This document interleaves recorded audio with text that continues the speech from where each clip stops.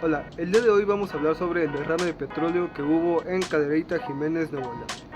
Esto pues, fue un derrame de hidrocarburos que sucedió en el 2014 en un río cercano. Y pues esto dañó los alrededores, pues dañó la flora, la fauna, incluso hectáreas de cultivo. Esto provocó daños ambientales, sociales y económicos. Este video tratará de responder la pregunta de por qué no se mezclan los hidrocarburos y el agua. Esto de una forma química. La estructura de los compuestos químicos involucrados. Y bueno, vamos a empezar con el más sencillo, que es el agua, ¿no? El agua está compuesto por dos átomos de hidrógeno y uno de oxígeno. Bueno, la configuración electrónica del hidrógeno es 1s1, teniendo solo un electrón de valencia. Tiene baja energía de ionización, baja electronegatividad y pues de igual manera su radio atómico es muy bajo. Y bueno, la estructura de Lewis del agua quedaría así. Analizaremos el oxígeno. Su configuración electrónica es de 1s2, 2s2 y 2p4, y su capa de valencia es de 6 electrones. Y la estructura de Lewis es la siguiente. El oxígeno, a diferencia del hidrógeno, tiene una electronegatividad mayor, al igual que una energía de ionización mayor, y su radio atómico es más grande. Ahora analizaremos el agua. Y su estructura de Lewis es la siguiente. Bueno, esta tiene enlaces covalentes y simples. Y su geometría molecular es curva, debido a que tiene una nube de electrones, la cual hace que se curve. Ahora analizaremos los hidrocarburos involucrados en el petróleo, los cuales son el metano, el eteno o etileno, el hexano, el benceno y el octano. Estos hidrocarburos están formados por carbonos e hidrógenos. Ya explicamos el hidrógeno, ahora describiremos el carbono. Su configuración electrónica es de 1s2, 2s2 y 2p6. Su capa de valencia es de 4 electrones y tiene una electronegatividad, un radio atómico y una electroafinidad mayor al hidrógeno, aún siendo un no metal. Les voy a hablar del metano.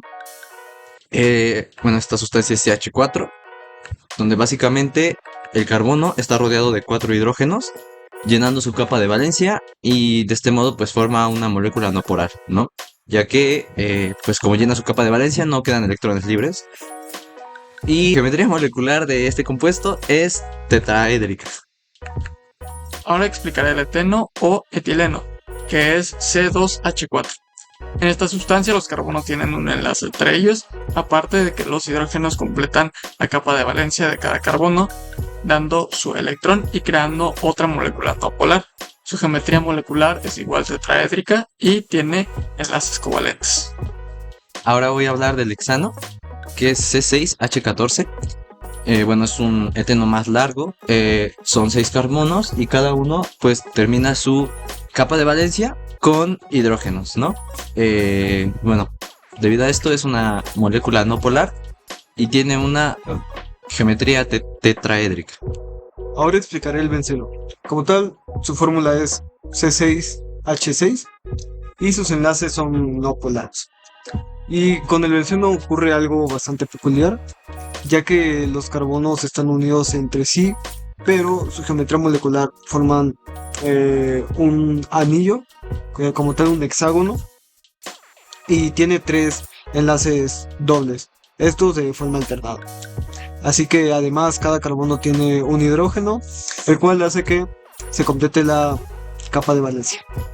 Bueno, ahora sigue el octano, que es C8H18, que bueno, es una cadena lineal de carbonos que en su alrededor tienen hidrógenos, completando su capa de valencia, ¿no? Esto los hace una molécula no polar y tener una geometría tetraédrica. Ahora explicaremos propiedades químicas específicas de cada hidrocarburo, empezando por el metano. Su estado de agregación es gaseoso, tiene un punto de ebullición de 169 Kelvin, su solubilidad es de 0.35 gramos cada 100 mililitros, es una molécula no polar, es bastante volátil y es menos viscoso que el agua. Esto debido a los puentes de hidrógeno de la ya mencionada.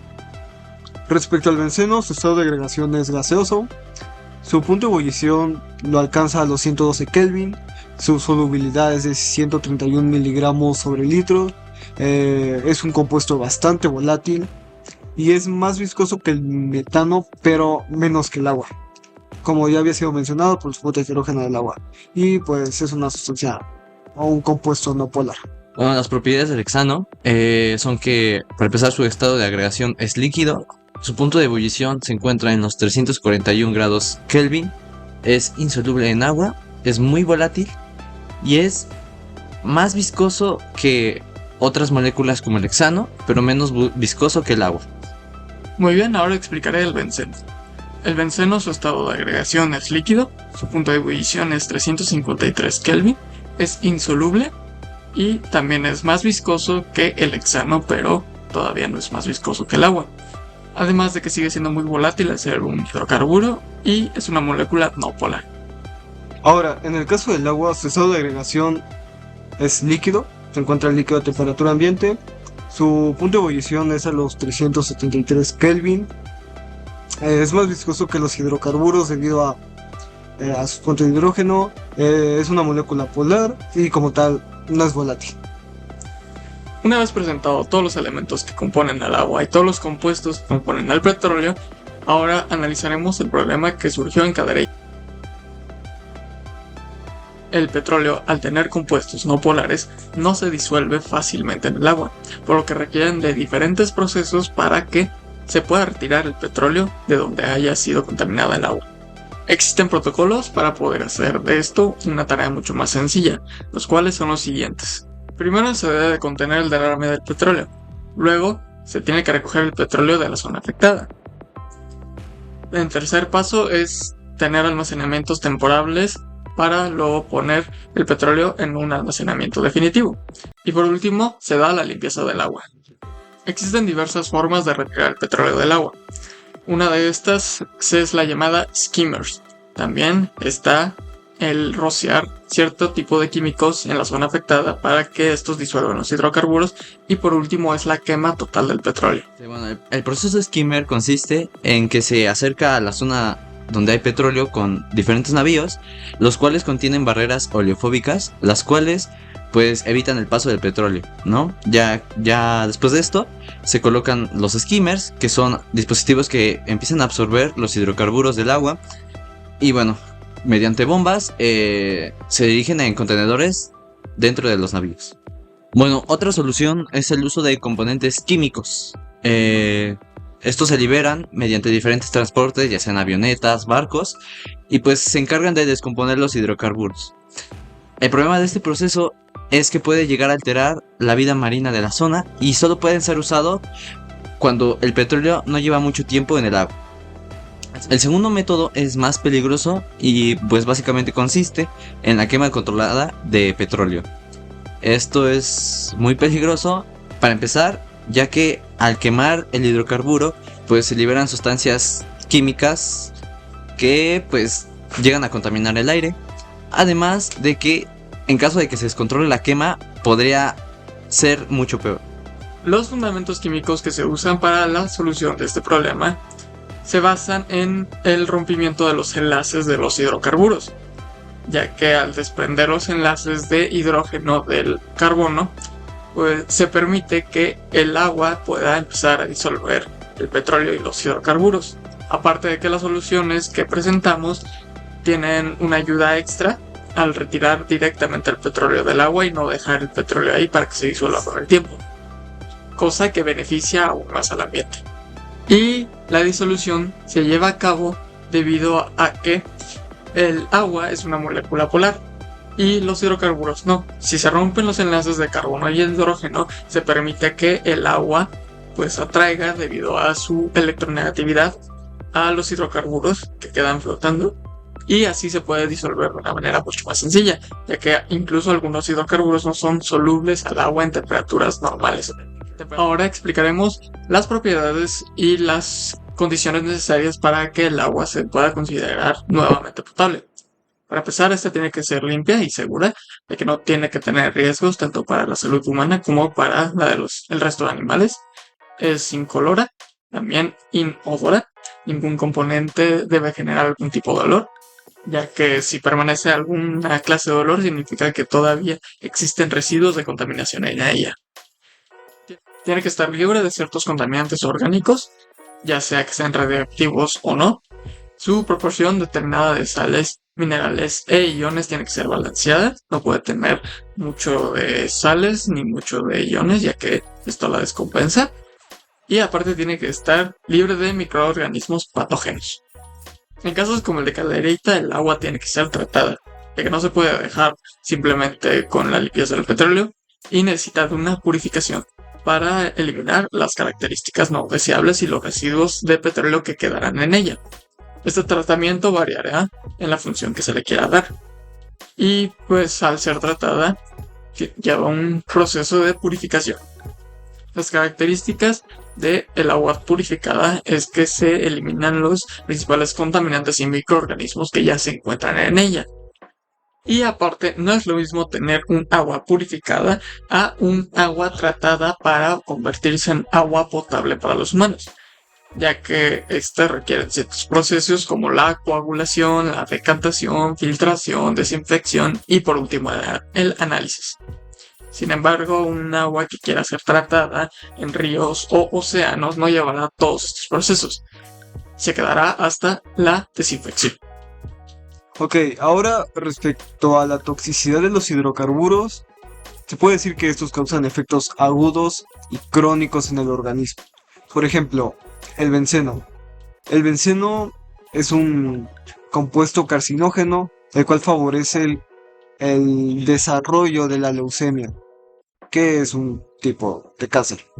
Así que en general los hidrocarburos tienen un alto grado de toxicidad y por ejemplo si una persona consume en altas dosis cualquier hidrocarburo le podrá provocar pérdida de conciencia y depresión respiratoria, y en más baja dosis, por así decirlo, podrá provocar náuseas, mareo, dolores de cabeza, cefalia, confusión, etcétera, etcétera. Pero pues esto es la toxicidad, son bastante tóxicos y para nada buenos para la salud. El impacto ambiental que puede tener el petróleo en el agua se da con base en la contaminación de los ríos, ya que esto se traduce en afectaciones a la vegetación y por tanto pues a la fauna que habita el lugar, dañando así pues a toda la cadena trófica y finalmente pues al ser humano. También pues existe un impacto negativo como tal en las comunidades, ya que pues como fue mencionado, los derrames del petróleo pues terminan afectando al ser humano, ya sea por el consumo de agua contaminada o de alimentos que hayan tenido contacto con ella. Aunado a esto, pues existen hectáreas de cultivo que se llegan a afectar por el riego con agua contaminada y pues mucha gente se queda sin un sustento económico, provocando pobreza. Aquí nos podemos dar cuenta que nada más afecta ambientalmente, sino también al sector social y económico. Ahora explicaré el derecho que tenemos como ciudadanos al agua potable. Esto se observa en la observación general número 15 del Comité de Derechos Económicos, Sociales y Culturales de las Naciones Unidas, o mejor dicho, Comité DESC. Señala que el agua es un recurso natural y es un bien público para el desarrollo de la vida y la salud. Dicho programa señala que una persona tiene acceso al agua potable si la fuente y su lugar de utilización se encuentran a menos de 1 kilómetro de distancia y si por lo menos pueden aprovecharse 20 litros de agua diarios. Así que el acceso de la población al agua potable es un derecho que todos tenemos y que no debería perjudicar al desarrollo de la vida. En el caso de nuestro país, la Constitución igual menciona que el agua es un bien público. Esto se observa en el artículo 4, párrafo 6. Y bueno, dice que toda persona tiene derecho al acceso, disposición y uso del agua potable para consumo personal y doméstica. Esto de forma suficiente, salubre, aceptable, asequible. Además, menciona que el Estado debe de garantizar este derecho, por lo que la federación, entidades federativas y municipios deben verse involucrados para que cada persona deba de tener acceso al agua potable, ya que, como habíamos mencionado antes, es un derecho que tenemos como ciudadanos. Gracias por ver.